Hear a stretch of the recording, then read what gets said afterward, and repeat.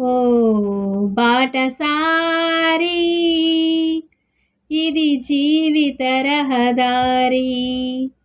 ఓ బాటసారి ఇది జీవిత రహదారి.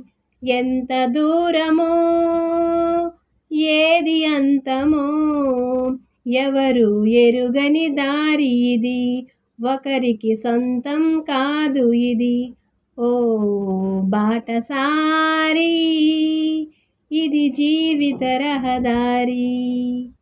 ఎవరు ఎవరికి తోడవుతారో, ఎప్పుడెందుకు విడిపోతారో, మమతను కాదని వెళతారో, మనసే చాలని ఉంటారో.